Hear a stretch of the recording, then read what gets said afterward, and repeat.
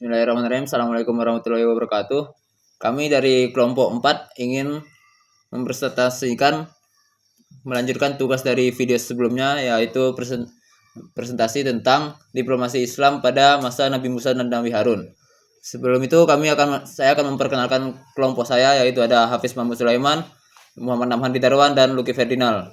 Dan pada video kali ini kami akan menjawab komentar yang ada pada video YouTube sebelumnya. Dan kita berlanjut pada video yang pertama. Pada komentar yang pertama, yaitu apa yang menyebabkan Bani Israel menerima seruan Nabi Musa dan Nabi Harun.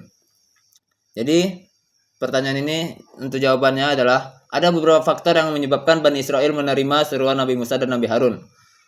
Yang pertama adalah 1. Masa penindasan. Bani Israel hidup dalam kondisi penindasan di Mesir sebagai budak. Mereka menderita di bawah pemerintahan Firaun yang zalim.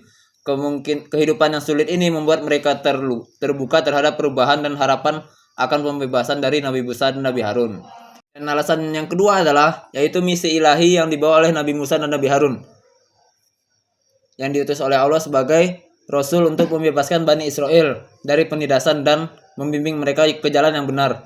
Seruan mereka dibawa dengan kekuatan mukjizat yang mengejutkan seperti tongkat yang berubah menjadi ular, kejadian-kejadian yang luar biasa, dan perintah langsung dari Allah Subhanahu wa Ta'ala. Lalu alasan ketiga yang membuat Bani Israel ingin mengikuti Nabi Musa dan Nabi Harun adalah janji kepemimpinan dan tanah perjanjian. Nabi Musa dijanjikan oleh Allah Subhanahu wa Ta'ala bahwa dia akan membawa Bani Israel keluar dari Mesir dan menuju tanah perjanjian yang dijanjikan, yaitu tanah Kan'an. Harapan akan memiliki tanah mereka sendiri dari kehidupan yang lebih baik mendorong Bani Israel untuk menerima seruan tersebut. Dan alasan selanjutnya adalah kehidupan yang tidak terjamin di Mesir. Meskipun hidup dalam kondisi penindasan, Bani Israel pada awalnya mendapatkan hak-hak dan posisi tertentu di Mesir. Namun setelah Firaun menggagalkan rencana pembunuhan bayi laki-laki Bani Israel, mereka semakin terancam dan hidup mereka tidak dijamin. Hal ini juga menjadi alasan untuk menerima seruan dari Nabi Musa dan Nabi Harun. Lalu alasan selanjutnya adalah keajaiban dan bantuan Allah kepada Nabi Musa dan Nabi Harun. Nabi Musa dan Nabi Harun diberikan kekuatan dan dukungan dari Allah Subhanahu wa Ta'ala untuk melawan Firaun dan membuktikan kebenaran seruan mereka. Keajaiban-keajaiban yang mereka tampilkan seperti laut yang berubah menjadi merah, atau turunnya man'a dan burung dari langit, membuat Bani Israel percaya akan peran dan misi mereka sebagai nabi. Meskipun pada beberapa titik Bani Israel mempertanyakan dan menghadapi tantangan terhadap seruan Nabi Musa dan Nabi Harun, secara keseluruhan mereka menerima seruan tersebut karena harapan akan kebebasan janji Allah dan keajaiban yang mereka saksikan. Itu adalah jawaban dari pertanyaan yang pertama.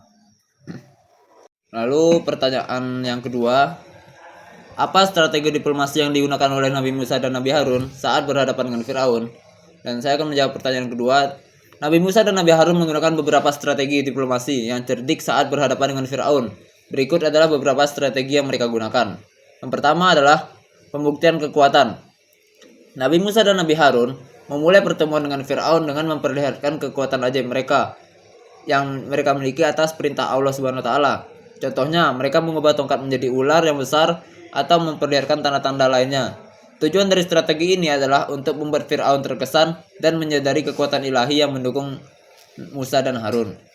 Kedua adalah penyampaian pesan dengan bijaksana. Nabi Musa dan Nabi Harun berbicara dengan Firaun dengan kata-kata yang bijaksana dan sopan. Mereka menggunakan argumen yang logis dan rasional untuk meyakinkan Firaun tentang kebenaran seruan mereka.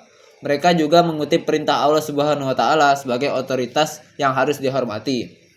Dan strategi yang ketiga adalah kesabaran dan ketegasan yang dimiliki oleh Nabi Musa dan Nabi Harun. Nabi Musa dan Nabi Harun menunjukkan sikap yang sabar dan teguh dalam menghadapi Firaun. Mereka tidak terpengaruh oleh ancaman atau intimidasi yang dilakukan oleh Firaun.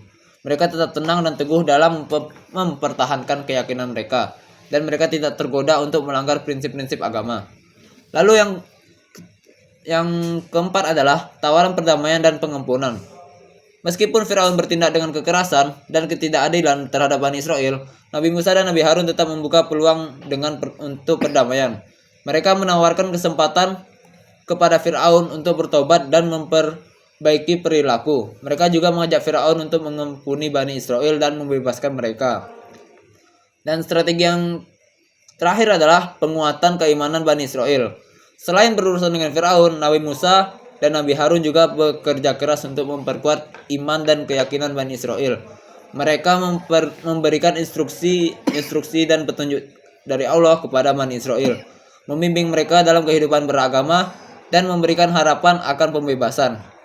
Strategi diplomasi ini membantu Nabi Musa dan Nabi Harun dalam berinteraksi dengan Firaun, mengkomunikasikan seruan mereka dengan efektif, dan memperjuangkan hak-hak Bani Israel. Meskipun pada akhirnya Firaun tetap keras hati, upaya diplomasi ini memainkan peran penting dalam cerita pembebasan Bani Israel dari penindasan Mesir. Lalu untuk pertanyaan selanjutnya akan dijawab oleh Saudara Hafiz Mahmud Sulaiman. Baik, di sini saya akan melanjutkan beberapa pertanyaan-pertanyaan seputar diplomasi Islam. Ya, di sini ada sebuah pertanyaan, bagaimana diplomasi Islam berbeda dengan diplomasi konvensional? Nah, ini sangat menarik ya. Diplomasi Islam ini memiliki beberapa perbedaan dengan diplomasi konvensional. Ya, ini perbedaan utamanya. Yang pertama ada dasar nilai.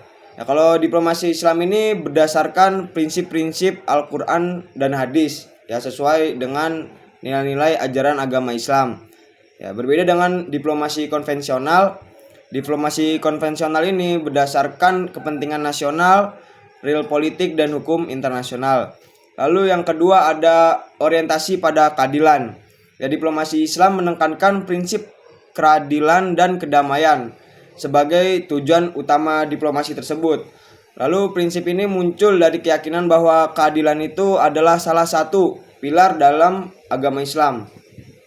Lalu ada di diplomasi konvensional. Nah, diplomasi konvensional ini cenderung lebih pragmatis dan terkadang mengutamakan kepentingan negara tanpa mempertimbangkan aspek keadilan secara eksplisit. Lalu yang ketiga ada etika dalam negosiasi. Ya, diplomasi Islam menekankan penggunaan etika yang tinggi dalam semua aspek negosiasi. Hal ini termasuk penghormatan terhadap hak-hak di pihak lain. Lalu ada kejujuran, keadilan, dan menghindari penipuan dan manipulasi. Lalu diplomasi konvensional ini juga menghargai etika, tetapi ada situasi di mana taktik-taktik yang tidak etis yang dijalani pada diplomasi konvensional ini, ya, yang digunakan dalam rangka tujuan politik. Lalu yang keempat ada orientasi pada solusi yang bermanfaat. Diplomasi Islam ini berusaha mencapai solusi yang berlandaskan martabat dan kehormatan sehingga dapat bermanfaat bagi masyarakat yang lainnya. Bukan hanya kepentingan politik semata, solusi yang diinginkan adalah yang adil, merugikan sedikit namun pihak yang terlibat, dan mempromosikan perdamaian dan kesejahteraan umum. Diplomasi konvensional dapat lebih pragmatis dan fokus pada keuntungan relatif di antara negara-negara yang terlibat. Lalu ada yang terakhir, perhatian pada dimensi spiritual. Ya, diplomasi Islam ini mengakui dimensi spiritual dalam hubungan internasional. Ya, hal ini mencakup doa, saling memaafkan, dan menghargai keyakinan agama masing-masing. Diplomasi konvensional lebih cenderung ke sekuler dan memisahkan dimensi agama dan atau spiritualitas dari proses diplomasi. Ya, dalam prakteknya perbedaan-perbedaan ini dapat mempengaruhi pendekatan dan strategi yang digunakan dalam taktik diplomasi ini. Ya, tujuan utama diplomasi Islam itu adalah mencapai keadilan, kebaikan bersama, dan mempromosikan perdamaian dengan mempertimbangkan prinsip-prinsip agama Islam. Oke, lanjut ke pertanyaan berikutnya. Apakah Islam mengajarkan diplomasi yang keras? Nah, ya, ini harus digarisbawahi, ini diplomasi yang keras nih harus digarisbawahi. Ya, Islam ini mengajarkan pendekatan yang seimbang dalam diplomasi. Ya, di mana dalam beberapa aspek diplomasi Islam ini diterapkan pendekatan yang tegas atau keras. Ya, terutama dalam mempertahankan hak-hak keadilan. Ya, jadi kerasnya ini dalam mempertahankan hak-hak keadilan. Ya, namun tetap dengan mengedepankan etika dan kebijaksanaan. Ya, di sini ada berikut prinsip-prinsip yang dapat ditemukan dalam diplomasi ajaran agama Islam. Ya, pertama ada pertahanan diri. Ya, Islam memperbolehkan penggunaan kekuatan yang proporsional dalam situasi pertahanan diri atau melindungi umat muslim dari penindasan atau agresi. Dalam hal ini, diplomasi dapat melibatkan tindakan keras untuk melindungi kepentingan dan keamanan negara atau umat Islam, ya, tetapi tetap berpegang pada prinsip keadilan dan proporsi. Lalu yang kedua ada tegaknya keadilan, ya. Islam mendorong umat muslim untuk berjuang dan menghadapi ketidakadilan dan penindasan. Dalam konteks diplomasi, ini bisa berarti mengecam tindakan yang tidak adil dan mendesak untuk memperbaiki keadaan tersebut dengan menggunakan sarana diplomasi, negosiasi, dan pengaruh politik yang tersedia. Lalu ada yang ketiga, pelindungan terhadap agama dan umat Islam dan umat Muslim. Ya, dalam konteks diplomasi ini dapat mencakup pelindungan terhadap hak-hak agama, kebebasan beribadah, kesejahteraan umat secara keseluruhan. Jika ada ancaman terhadap hal-hal yang tadi itu, Islam membenarkan penggunaan tindakan yang keras yang diperlukan untuk mempertahankan dan melindungi agama dan umat Islam, ya. Namun penting untuk dicatat bahwa sifat keras tadi ya dalam diplomasi Islam ini tetap diikuti oleh prinsip-prinsip etika dan kebijaksanaan yang tinggi. Islam menekankan pentingnya menjaga perdamaian, berdialog dengan bijaksana, dan mencari solusi yang adil dan berlandaskan keadilan.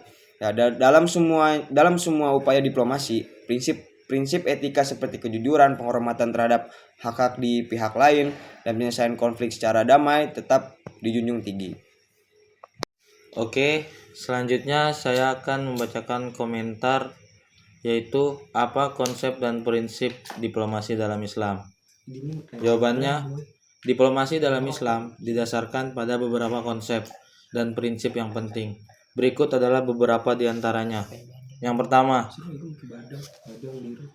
konsep dan prinsip yang penting dalam berdiplomasi di Islam. Yang pertama itu keadilan atau al-adl. Keadilan adalah salah satu konsep sentral dalam diplomasi Islam. Prinsip keadilan mengharuskan perlakuan yang adil dan merata terhadap semua pihak, baik dalam hubungan bilateral maupun multilateral. Diplomasi dalam Islam harus didasarkan pada keadilan dalam memenuhi hak-hak, memperlakukan semua negara dengan objektivitas, dan memastikan keseimbangan kepentingan.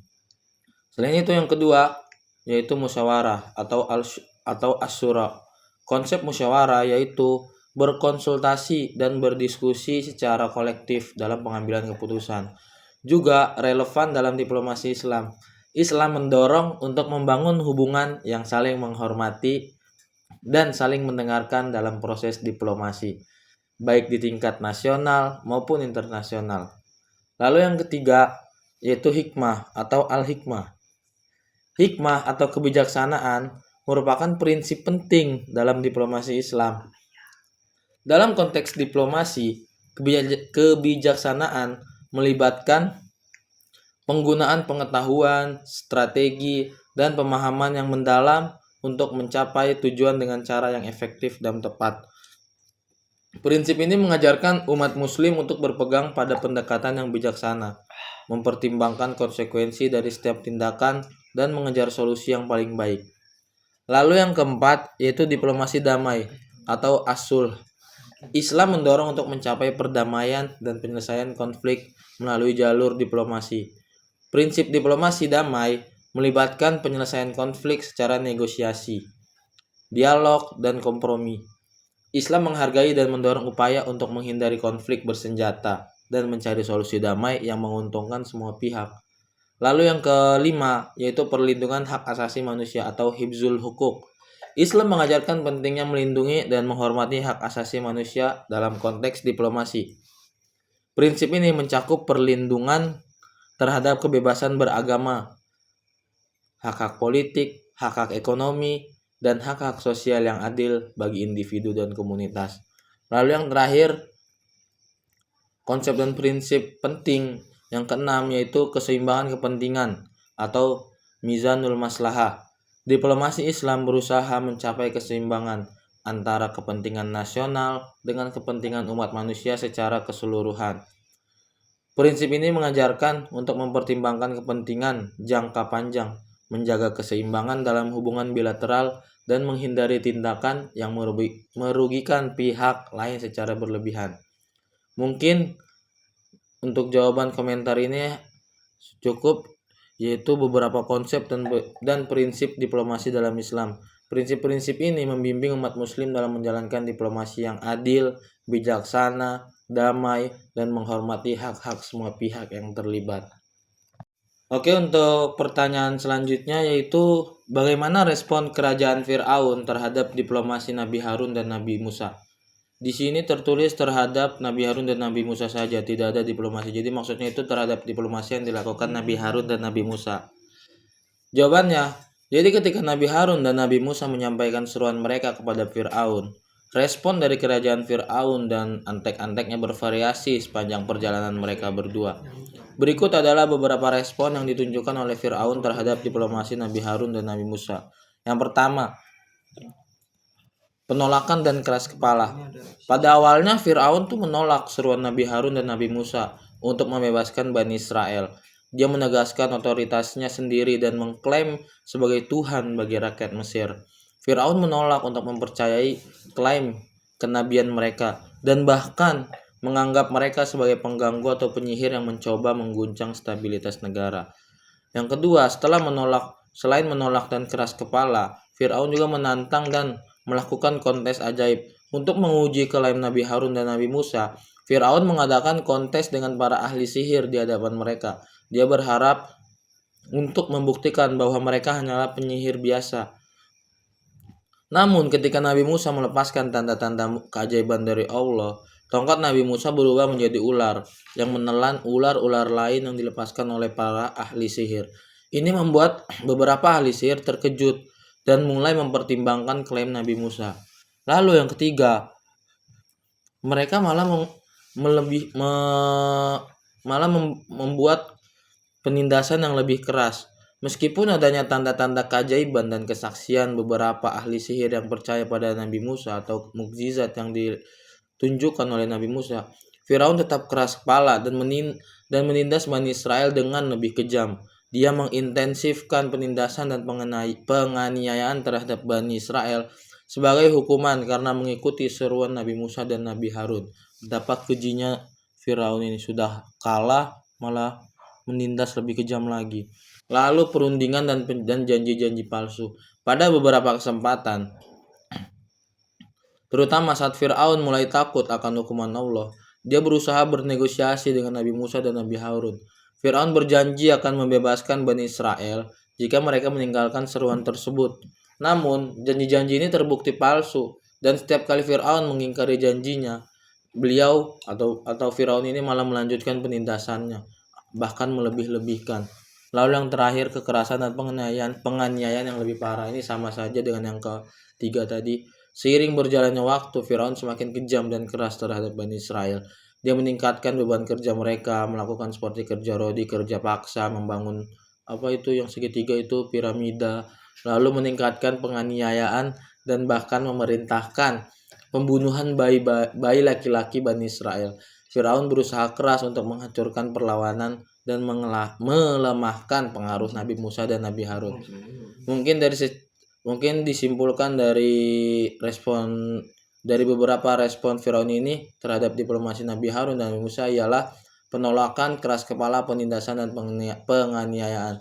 Dia tidak mengakui klaim kenabian mereka dan berusaha mempertahankan kekuasaannya sendiri dengan cara apapun. Mungkin sekian jawaban dari beberapa komentar-komentar di video sebelumnya.